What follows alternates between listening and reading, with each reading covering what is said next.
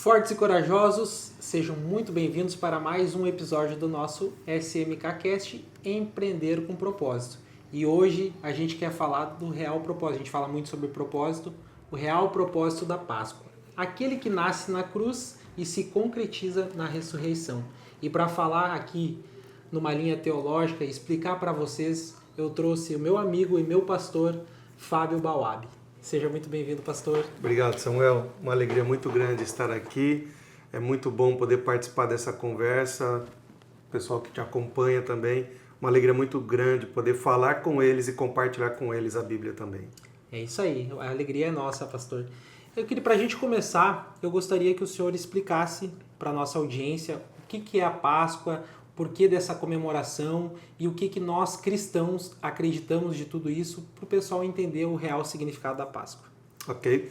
Vamos lá então. A Páscoa, nós precisamos olhar primeiro para o Antigo Testamento, que é onde a Páscoa é estabelecida pela primeira vez com um propósito. Sim, a Páscoa do Antigo Testamento tem um propósito, ela tem um sinal, ela tem um propósito, ela tem uma marca, ela tem um centro. No Antigo Testamento a gente já verifica tudo isso.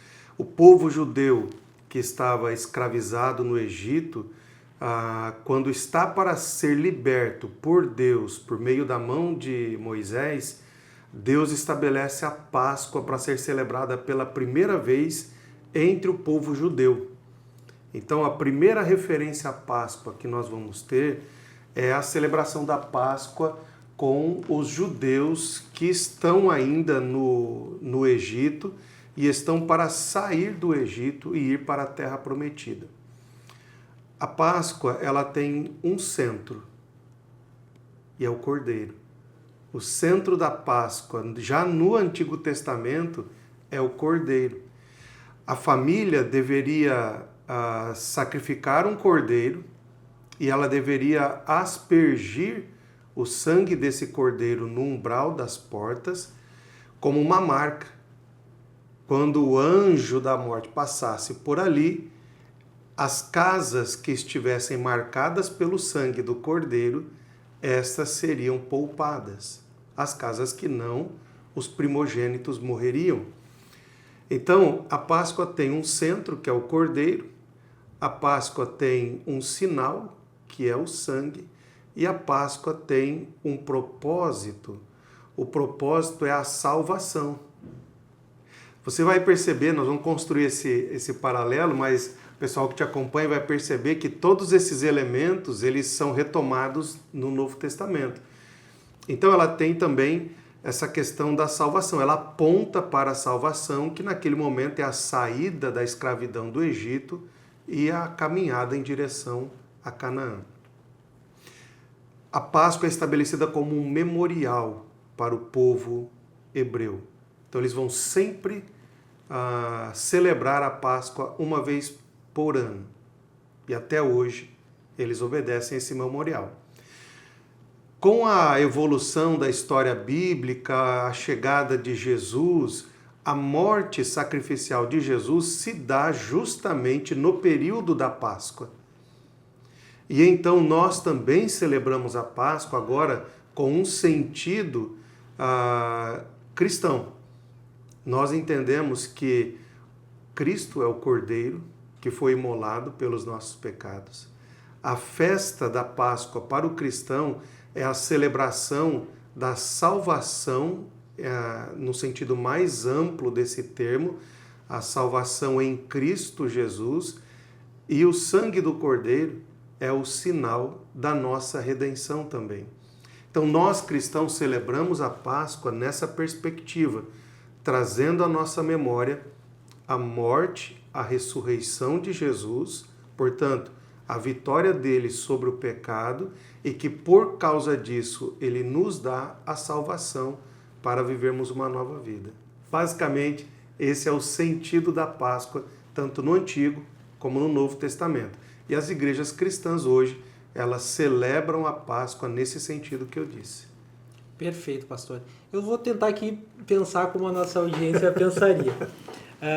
Mas ali pra gente, quando Paulo fala do Cordeiro Pascal, né? Ele chama Cordeiro Pascal, ele está se referindo à figura de Jesus já, né? Exato. E por que essa ideia do Cordeiro Pascal, remetendo assim a Jesus, tem alguma coisa a ver também com o Espírito Santo, ou não tem nada a ver com isso, pastor, também, essa figura? A figura que Paulo usa do Cordeiro Pascal tem a ver com a ideia do Antigo Testamento do cordeiro que é sacrificado e o sangue que é aspergido nos umbrais como um sinal para a salvação.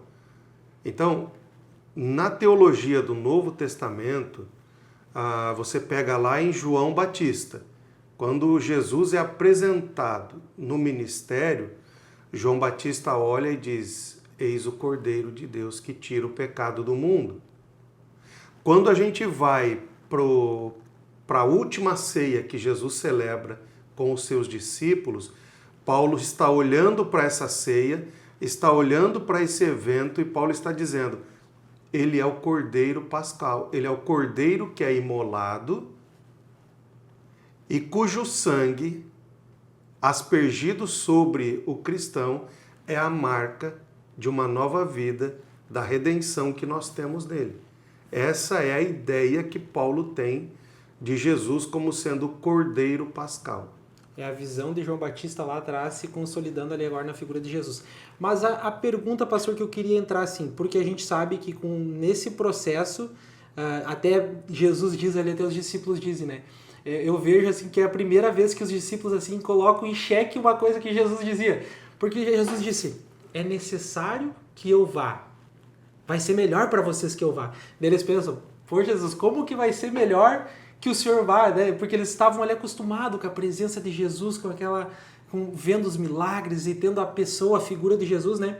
Mas quando Jesus diz: é necessário que eu vá para que venha outro. O outro ali quer dizer o outro semelhante, igual, né?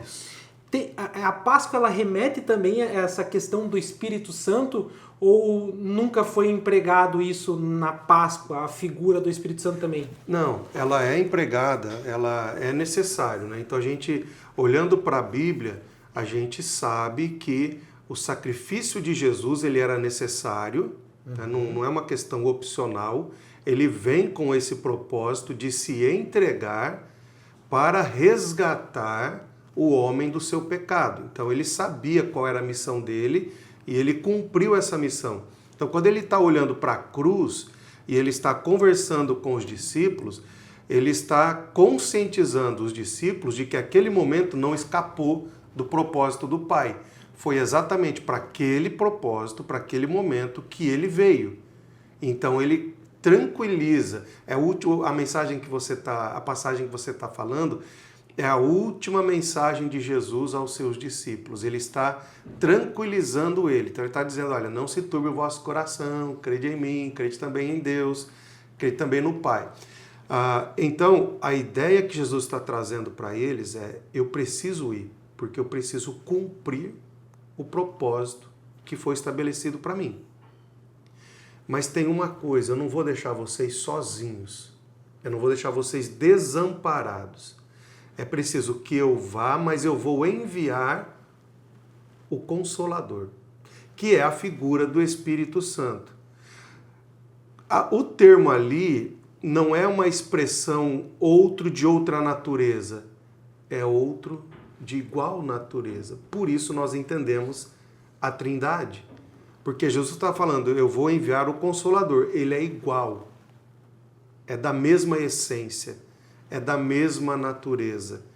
Eu preciso ir, mas vocês não vão ficar sozinhos. Eu vou enviar o outro, que é o Consolador, e ele vai acompanhar vocês. Hoje, teológica e biblicamente, quem está na igreja é a pessoa do Espírito Santo. A igreja não consegue caminhar sem a direção do Espírito, sem a dinâmica do Espírito, sem que ela seja movida pelos dons do Espírito. A igreja, para mim, ela é a comunidade do Espírito. Nossa, que tremendo. E isso que eu tenho visto, sabe, pastor? Se eu pudesse dizer assim, o que as pessoas teriam que mais buscar nos dias de hoje para a gente conseguir enfrentar todas essas batalhas, seja em qualquer âmbito, na igreja, na família, no trabalho, é a busca do Espírito Santo. As pessoas, elas não conseguem pensar no Espírito Santo como uma pessoa diferente. E na Trindade, sim, mas esse contato mesmo da busca com o Espírito Santo, né? Eu não sei se é uma visão errada da minha parte, pastor, mas eu tenho procurado no meu íntimo de ter um relacionamento direto com o Espírito Santo, sabe? E eu oro também, peço ao Pai, mas eu peço assim, eu vou sair de casa e digo, Espírito Santo, me acompanha, me apresenta a teus amigos, me ajuda. E tenho sido bem direcionado ao Espírito Santo, porque eu tenho visto que o que mais falta hoje na intimidade do cristão é a presença do Espírito Santo. E é essa visão que eu tenho interpretado dos últimos dias. Por isso que as pessoas não conseguem mais se achar na família, se achar no trabalho, se achar, porque falta essa sabedoria, porque Deus deixou o Espírito Santo para Ele ser o nosso Consolador, Ele também levar a nossa petição ao Pai. E eu tenho interpretado dessa forma, pastor. Perfeito, você está perfeito na sua colocação. E esse é realmente um problema que a gente tem hoje. Por quê? As pessoas estão se conectando com diversas coisas. Elas se conectam com o servir na igreja, porque faz as pessoas se sentirem bem, úteis e etc.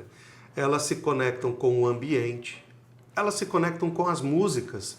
Se você parar para prestar atenção, as pessoas podem até não serem discípulas de Jesus, mas elas gostam de ouvir uma música cristã, porque é uma música de qualidade, é uma música boa, é uma música que na linguagem deles traz paz, né, acalma. Edifica. Só que isso não faz da pessoa um cristão e não faz dele um discípulo. O que vai fazer dele um discípulo é o fato dele nascer de novo e é o fato dele agora ser guiado pelo Espírito. Paulo fala sobre isso. Aquele que é nascido do Espírito é guiado pelo Espírito. Tem um livro, não sei se eu posso falar aqui, do Tozer, A.W. Tozer, A Tragédia da Igreja, A Ausência de Dons. Esse livro ele é sensacional. Ele mostra como que uma igreja ela pode ter a sua organização, ela pode ter a sua dinâmica, pode ter os seus cultos e ainda assim não ser mais a comunidade do Espírito, perder a sua força. Por quê? Porque ela não vive na dinâmica e na dependência do Espírito. Nós não podemos perder a comunhão do Espírito, porque eu tenho para mim isso. O que nos diferencia de todas as demais organizações não é o fato dos nossos estatutos e nem de nada disso, nem muito menos a questão dos nossos objetivos.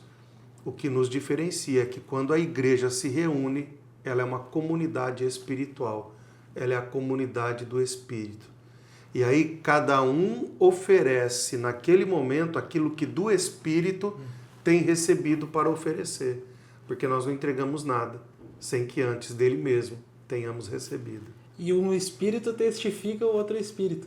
E tu sabe, pastor, o senhor falando, se nós não conseguimos ser discípulos, quanto mais filhos, né?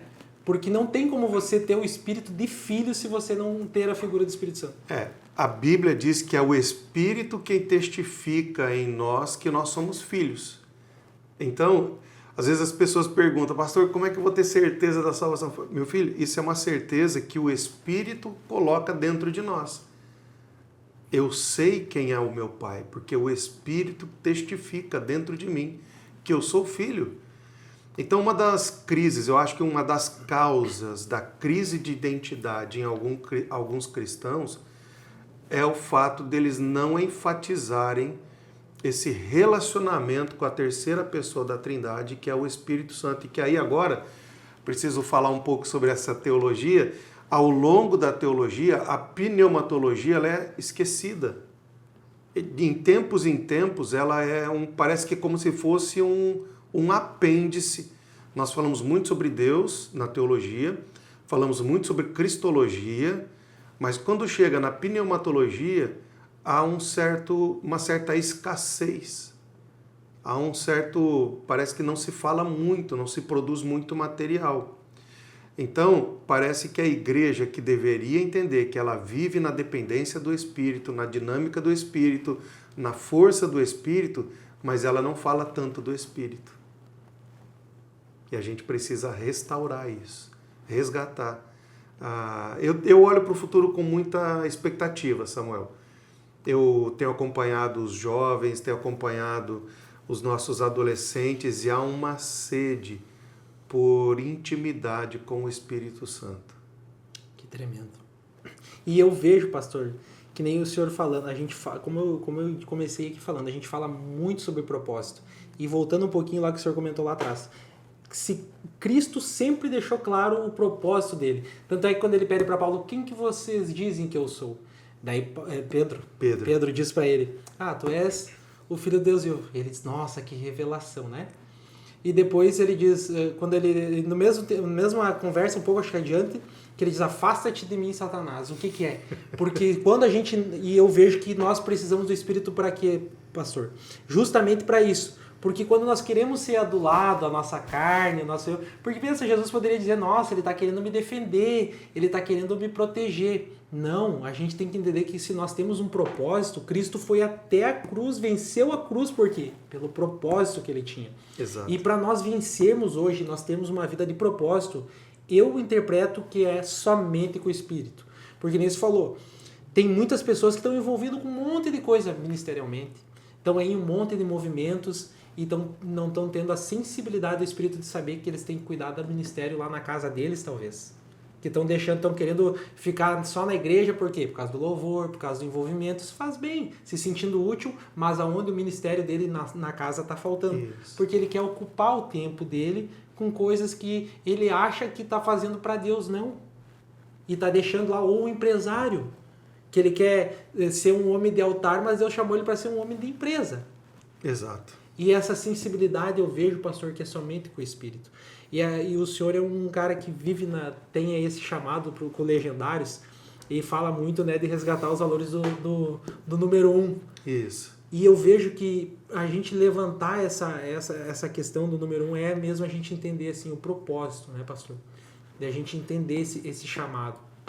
Então eu vejo que, e agora entrando para os negócios, eu queria que o senhor falasse esse cuidado, porque muitos empresários eles se perdem pelo sucesso, pela fama, só pelo negócio.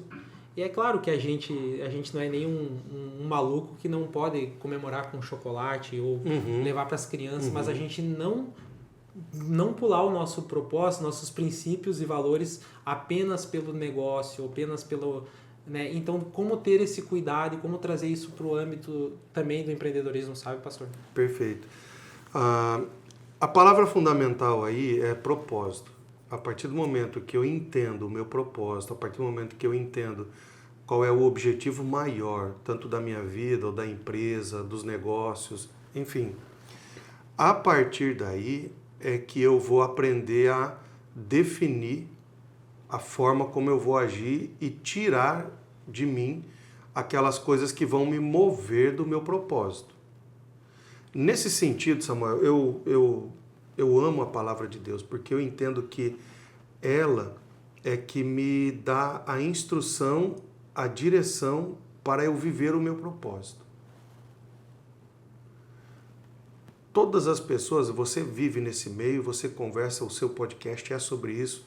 Eu acho que a grande inquietação das pessoas é sobre a compreensão do propósito delas. Tanto é que hoje uma das palavras mais buscadas é sobre isso. Como entender o seu propósito, como descobrir o seu propósito, como viver o propósito. Mas presta atenção.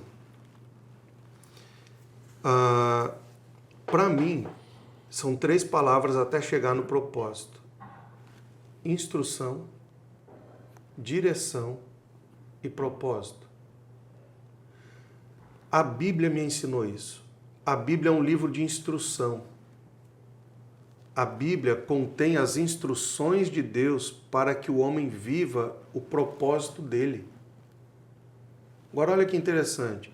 Se a Bíblia é um livro de instrução, ela me dá uma direção. Quem lê a Bíblia automaticamente começa a colocar a vida dele na direção que Deus estabeleceu, para viver o propósito que Deus estabeleceu. Então, toda a instrução me prepara para uma direção para que eu consiga viver o meu propósito. Aí eu entro, então, na questão empresarial que você falou, na questão do business e tal. Qual é o grande problema? É que às vezes as pessoas elas querem o propósito, mas elas não estão prestando atenção nas instruções. E Deus fala na palavra qual que é o que é mais importante para um homem. Aí eu entro nos legendários. A sua família. Tanto é que é um lema que a gente tem: família não se deixa para trás. O que a gente está fazendo? Dando a ele a instrução. Para quê? Para a vida dele ter uma direção correta, para que ele consiga viver o propósito. Porque se só querer viver o propósito, não vai dar. Porque ele pode, nessa jornada, tomar decisões que vão levar a vida dele para outros lugares, ou ele vai perder certas coisas. Então, veja, a Bíblia diz que a família é o mais importante. É Deus, a sua família, depois as demais coisas. A igreja. Então, o que a gente precisa fazer? Qual é o objetivo do Legendários nesse sentido? O pessoal está falando muita coisa e tal, mas qual é o objetivo do Legendários? É simples. Trazer à memória do homem as instruções mais importantes para que a vida dele tenha a direção correta para que ele viva o propósito dele. É simples assim. Então, se eu puder dar um conselho para o pessoal, sendo cristão, não sendo cristão, foca nas instruções bíblicas que te farão valorizar aquilo que realmente tem valor. Vamos lá, eu sou pastor há mais de 20 anos, então eu acompanho diversas famílias, acompanho pais, acompanho filhos, eu ouço relatos de pais que em algum momento da caminhada se perderam e perderam seus filhos. Eu ouço relatos de filhos cujos pais são ausentes, eles amam os pais, mas o pai de alguma forma não fez parte do crescimento dele. Então, o que eu estou falando é baseado na minha experiência de vida e na instrução bíblica que eu tenho. A vida dessas pessoas seria muito melhor se lá no início alguém tivesse dado para eles uma instrução que evitasse que ele tomasse certas decisões que movessem a trajetória dele. Então agora ele até viveu o propósito, ganhou dinheiro, ajudou muitas pessoas, fez muitas coisas boas na sociedade, escreveu uma história, mas porque ele não ouviu a instrução, algumas coisas foram perdidas no caminho que não poderiam ser perdidas. Então qual é o meu conselho? Foca nas instruções que a Bíblia dá. Ela vai te colocar na direção correta para você viver o seu propósito. Porque Deus diz o seguinte, que Ele tem prazer em satisfazer o desejo do nosso coração. Mas é só você prestar atenção na instrução que Ele dá. Que tremendo. Pastor, eu preciso te fazer uma pergunta. Porque o senhor está falando e eu tô viajando longe. E tem uma coisa que o senhor está falando, eu não sei. Mas assim, eu creio assim, que me tocou assim, no espírito mesmo eu perguntar. Porque eu achei muito interessante, eu tenho batido nessa tecla, de as pessoas entender e não deixar e ser guiadas pelo Espírito na questão de ter o cuidado, sabe? De ter o discernimento. Veja bem, Moisés. Olha só, quem foi Moisés? Não precisamos nem entrar no negócio. Isso. Mas Moisés não viveu o propósito por completo. Não. Ele não viveu. E aqui vai um insight para o pessoal. Eu quero que o senhor me ajude a caminhar em cima disso. Moisés era um grande líder, mas ele era um péssimo em relacionamento com a família. Tanto é que tem relatos que ele deixou a mulher para trás e foi. Isso. E a diferença de Josué, tanto é que Josué diz, eu e a minha casa serviremos ao Senhor. E eu não sei, pastor, mas é uma interpretação que eu tive agora aqui e eu queria caminhar com o senhor sobre isso. Para vivermos o propósito por completo, naquilo que Deus tem nos entregado, pode ser salvo, tu pode guiar o povo para caminho, para a terra prometida, mas para você desfrutar o caminho por completo, você precisa caminhar em família, em concordância. Exato. Eu estou certo essa visão? Tá certo, você está perfeito. Nós entendemos que existe algo que a gente ensina aos casais, chamado acordo. Porque a Bíblia diz assim, que uma casa dividida não prospera. Então, o marido e a mulher, eles precisam andar em acordo, concordância. É preciso que o casal entenda a hora de cada um deles, porque dentro de um casamento não é saudável que somente um avance e que o outro se anule. Isso não é um casamento bíblico, não é um casamento cristão. Dentro de um casamento cristão, os dois avançam, os dois crescem, os dois cumprem a sua missão. Então vamos lá, acordo. Essa é a palavra fundamental para um casal viver o propósito dele. Então, por muito tempo, Samuel, vou falar da minha casa, tá? Se você me permite. Por muito tempo, a minha mulher ficou na base, que é a nossa casa, cuidando, organizando, administrando, estando com as crianças, para que eu pudesse estudar, avançar, crescer, trabalhar e fazer as coisas. Perfeito. Hoje, eu entendi uma coisa. Chegou o tempo dela avançar. O que eu tenho feito? Soprado ela e ficado na base. A minha mulher escreveu 2 livros, está escrevendo mais um. Ela está saindo para fazer as pregações, está sendo convidada para conferências. Se eu não sou um homem que entenda o propósito de Deus e se nós não somos um casal que anda em acordo, nós não vivemos o propósito. Mas por que eu vivi e estou vivendo e estou entendendo que agora chegou a hora dela viver também e ela está indo? Porque nós compreendemos isso. Nós andamos em acordo. Então a gente sentou e falou, Céia, agora é com você. Você vai, você sai. Então, essa alternância ela é necessária. Eu entendo assim, eu vou te mostrar assim, ó. Eu subi, andei, avancei. A Céia ficou aqui na base. Agora, eu trouxe ela até onde eu estou, junto com a minha família, e agora eu entendi que chegou a hora dela avançar. Ela vai chegar aqui, ela vai falar, vem todo mundo comigo. E assim nós vamos avançando como família. Uma família só avança quando há acordo, quando há comunhão, quando a família está unida. A família dividida, ela não vai encontrar a prosperidade, muito menos vai viver o propósito. A concordância, né? Amós 3:3, né, pastor? Exatamente. Poderão andar. E eu sempre trago essa visão do casal para a sociedade. Eu não compreendo que uma sociedade, se não houver concordância, por isso que a palavra também nos ensina sobre julgo desigual, porque, ao meu ver, não adianta nem você orar. Se você não está bem pela tua casa, se tu não está bem com a tua mulher. Uhum. Né? E na empresa é a mesma coisa. Se você não houver concordância entre a sociedade, que para mim é como se fosse um símbolo de um casal, não vai prosperar. E isso é tremendo porque a palavra não dá essa base. Por isso que o Senhor disse sobre a instrução. Exato. Né? E quando a gente tem a instrução, fica mais fácil, só que a gente não quer buscar a instrução, né, pastor?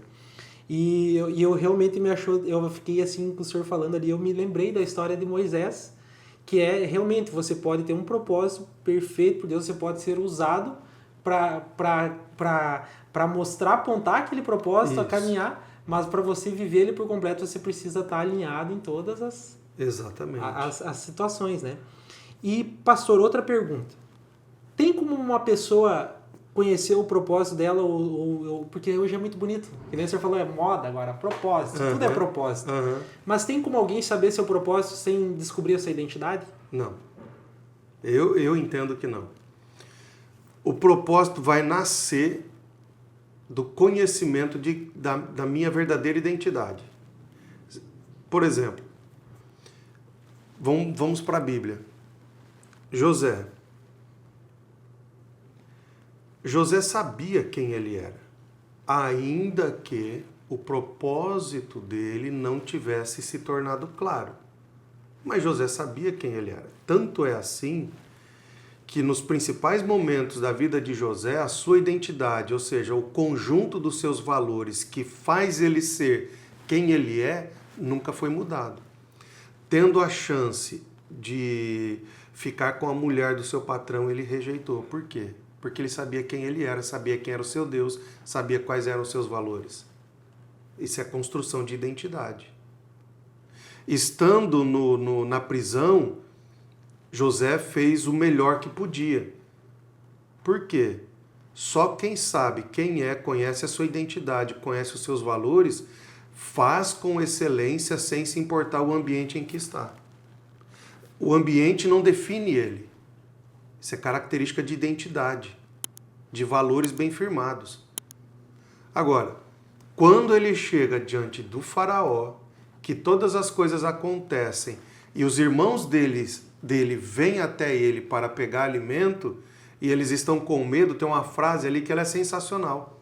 José diz, foi para este momento que Deus fez com que tudo aquilo acontecesse. Ele entendeu o propósito. Mas antes do propósito foi estabelecida a identidade dele.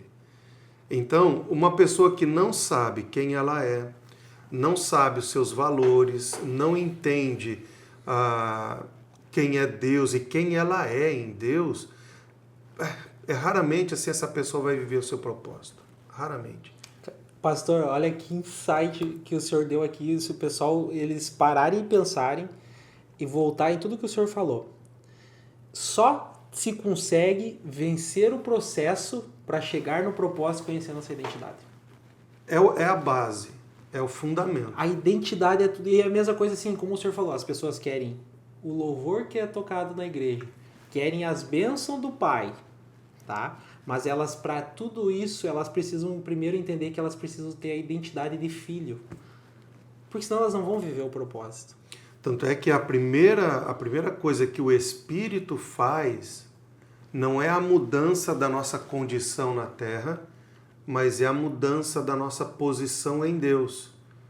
E aí é o estabelecimento da nossa nova identidade em Deus. Nós não somos mais criaturas, nós somos filhos. O que Paulo fala sobre isso na carta aos Efésios, né? Ali, bendito seja o Deus e Pai de nosso Senhor Jesus Cristo, que já nos abençoou com toda sorte de bênção nas regiões celestiais. Toda essa carta, ela trabalha a partir dessa questão. Primeiro, há uma mudança na nossa posição em Deus, para depois, aqui na terra, haver uma mudança na nossa condição ou na nossa situação. Então, a primeira coisa que o Espírito faz é testificar que nós somos filhos. É a restauração da nossa identidade. Porque muitos se relacionam com Deus sem saber que Deus é Pai. Se relacionam com Deus como Senhor, como um conceito, como uma ideia, como alguém que me pune, mas nunca como Pai. E Ele está o tempo todo se revelando como Pai. Essa identidade precisa estar gravada dentro de nós. Ele é Pai e eu sou filho. Ele é meu Pai e eu sou filho. A construção da identidade é o ponto de partida para que o cristão viva a plenitude do propósito que Deus estabeleceu para ele. E o propósito, poderíamos dizer, o propósito da cruz é nos tornar filhos. Exatamente. Esse é o propósito da Páscoa. Exatamente. Esse é o grande sentido da Páscoa, né? Revelar que em Cristo Jesus nós somos livres do pecado para vivermos a nossa verdadeira identidade em Cristo, que é sermos filhos de Deus, filhos do Pai. Que tremendo. E pastor, como eu acho fantástico, e eu posso falar com propriedade porque eu frequento essa igreja, sou pastoreado pelo pastor Fábio, é o trabalho com as crianças. E hoje em dia é muito difícil você ensinar os filhos assim desde criança o que é o verdadeiro propósito da Páscoa. Como que o pai pode fazer essa educação lá na casa, pastor? Para também não ser um pai assim radical, pode assim, não, é coelho o quê? Porque tem pessoa que é ignorante, né? Então a gente tem que tem que dosar, né? Não tem problema dar o chocolate lá, não tem problema o coelhinho lá, tá tudo certo. E como que faz isso, pastor, para os pais aí que estão assistindo? Boa. Essa é uma questão muito importante. Então, assim, eu sou pastor há 20 anos, 22 anos, na verdade. E minhas filhas sempre ganharam chocolate na Páscoa. Eu lembro quando elas eram bem pequenininhas, tinha ali os seus 3 aninhos, os irmãos da igreja compraram tanto chocolate que a gente deu chocolate para os vizinhos, e enfim, as meninas comeram chocolate até. Então assim, não há problema nenhum com relação ao chocolate, não há problema nenhum com relação a essa festividade, a essa questão. Desde que o pai cumpra o papel dele como pai. Reúna os seus filhos dentro da sua casa, porque essa é a instrução bíblica desde o Antigo Testamento. A Páscoa é um evento para ser celebrado em família. Em família. E com os amigos. Então, reúna os seus filhos e faça o papel de pai. Explique para os seus filhos a essência da verdadeira Páscoa. Mostre para eles que Jesus veio a este mundo com este propósito e que essa é o verdadeiro sentido da Páscoa. Cristo Jesus morto, ressuscitado, vitorioso sobre a morte para nos dar uma nova vida e uma nova identidade nele e agora como filhos. Então, reúna sua família, celebre a Páscoa, converse com eles, deixa eles brincarem, deixa eles aproveitarem esse momento. A gente nunca privou as nossas filhas, mas sempre conscientizamos elas. Então, eu sempre deixei claro para elas, Páscoa não é coelhinho. Páscoa é celebração da vida que a gente tem em Cristo Jesus. Mas bora comer um chocolate? Vamos lá. Vamos lá. Pastor, mais uma vez obrigado pelo seu tempo. É uma alegria poder aprender com o senhor, poder ser pastoreado pelo senhor. Quero aqui honrar o pastor, que vocês acompanhem ele lá no Instagram, também a Igreja Vida Plena.